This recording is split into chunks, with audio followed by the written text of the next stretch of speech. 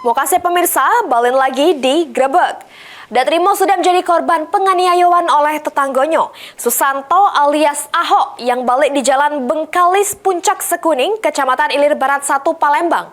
Laju datangi sentra pelayanan kepolisian terpadu Polrestabes Palembang bikin laporan polisi. Ulang balik, selesai.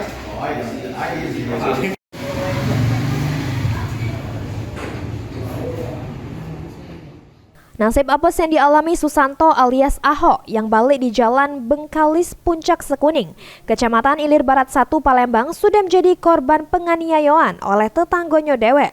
Atas kejadian tersebut, korban laju datangi sentra pelayanan kepolisian terpadu Polrestabes Palembang bikin laporan polisi. Kejadiannya bermula korban yang sedang ngatur parkiran motor pengunjung yang sedang nak pergi melayat uang mati di Jalan Puncak Sekuning, Kecamatan Ilir Barat 1, Palembang. Tepatnya di dekat kelenteng Kuanakeng. Pas lagi ngatur parkir motor, tiba-tiba datang telapor inisial KM yang guna ke motor terus nak narok motornya. Rumornya telapor KM dak seneng sama korban sudah ngatur motornya di parkiran. Korban yang siget ngatur motor tiba-tiba terlapor langsung gocok mata korban yang nyebab ke mata sebelah kanan korban ngalami bengkak sama bengep. Dan cuma sampai situ, telapor juga sempat numbur korban pakai motornya. Itu ini kan kemarin ada meninggal, aku coba pakai hari Kamis yang terjadi kan, jam 9:30 lah kan. Jadi begitu motor itu kan pagi itu kan aku singkir ke motor lantang kan. Nah, jadi yang perempuan si kok itu kan dia motor itu pakai lorong itu naik, mandem muka aku, jadi aku mainnya terus. Masih menumur kan, jadi aku ikut-ikutannya.